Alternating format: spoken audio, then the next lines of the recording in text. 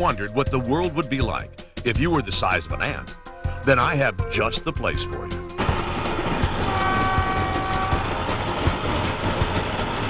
This amazing work of art is located in St. Paul, Minnesota, and is the crown jewel of the Twin Cities Model Railroad Club, which has existed for over 80 years. This would be the Great Northern Depot downtown, is that right? Correct, yep. It was, we're depicting the 40s and 50s when there was both steam and diesel engines that were still running the rails. We got the street lights are on now and depicted in various fashion. It's just incredible. This amazing layout represents the Twin Cities of Minneapolis and St. Paul circa early 1950s, when the transition from steam power to diesel power was nearing its end. The detail is absolutely amazing.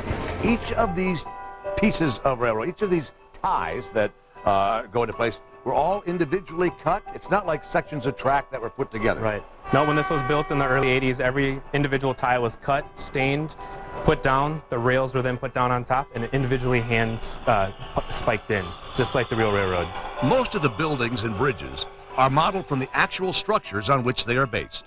All of the buildings that are essentially on the inside of the barrier here are all handcrafted. They're not something that was bought as a model or something like that. Correct. All the buildings were made using old blueprints of actual buildings and then scaled down to size. So tell me about the White Castle. Yeah, the White Castle was built out of plastic sheets, but they took blueprints of the actual White Castle, scaled it down to this scale, and then built a little model of it. Every now and then, trolley car comes down here, and it's actually running off these fine wires here. Off the overhead line, just like the real trolleys would. Yep, right now we're calling this the town of Hamlin, but it depicts any neighborhood in St. Paul or Minneapolis that had the trolleys running through it. The layout is considered O scale, or 1/48 scale. It is basically the scale of the classic toy trains many people my age or older received from Santa. Model railroad expert Roundhouse Rick Krensky explains the difference between toy trains and model trains. Model railroading, you're sort of like trying to make a railroad scene as realistic as you can. But in our toy trains, that's what we grew up with. You know, we had a Lionel train or something running around the tree, or Dad put a 4x8 layout together, and, you know, that was our little train world. Roundhouse Rick's love of trains was a natural for him. Well, I grew up next to trains in southeast Minneapolis.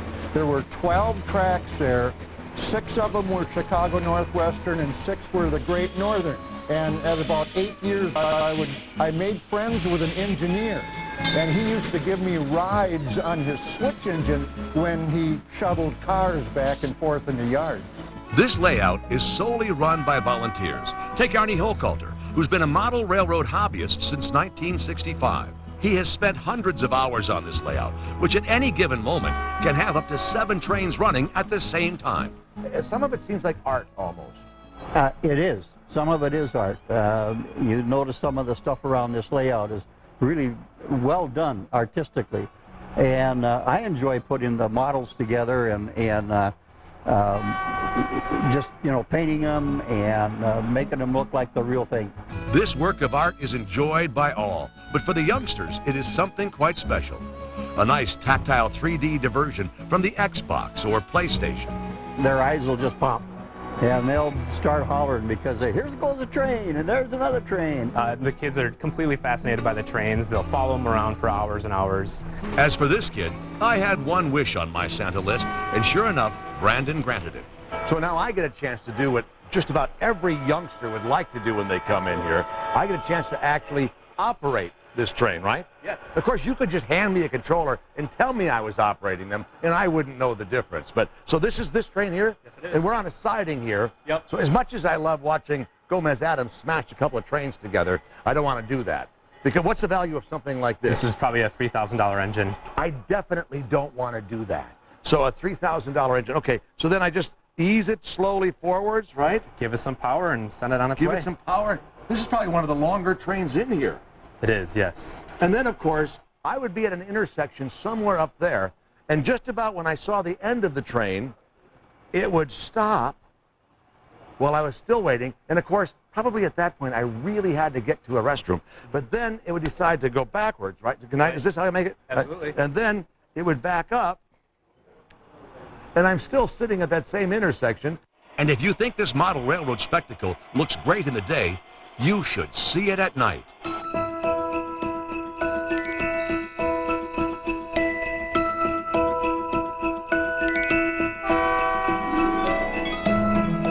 Night Trains runs every Saturday from November through February, and it's Saturday nights 6 to 9 p.m. All the lights are turned off in the building, and it's just the lights in the windows and the lights of the trains themselves that are on.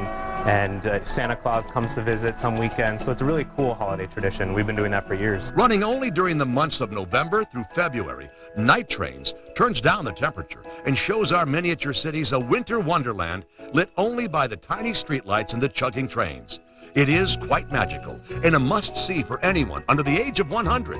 Could you imagine trying to figure out the electrical circuitry on something like this? There's thousands and thousands of feet of track, miles and miles of wiring underneath to control all that, all the lights in every building, all the switches have motors. Yeah, it's a ton of electrical work, all made by volunteers, made from scratch. It's a one-of-a-kind system. Unfortunately, our magic layout tale has a little bit of a Scrooge-like fate. It seems that after 30-plus years at their current location in St. Paul's Bandana Square, the Twin Cities model railroaders can no longer afford the high rent of this complex and have to be moved out in a couple of months. So they are currently looking for a new home. One of the challenges will be to take apart this massive structure without ruining tens of thousands of hours of work. It's going to take a lot of people and then also a lot of money to put everything back together again. This layout has to be cut in all sorts of small sections so we can get them out the doors. This out here is going to be a real undertaking. This is considered one of the great model railroad layouts in America and has been a fixture in the Twin Cities for more than 80 years. If you're interested in keeping the trains chugging across the miniature Twin Cities, please go to tcmrm.org. Now it's time for this old engineer to fire up the steamer and head on down the tracks.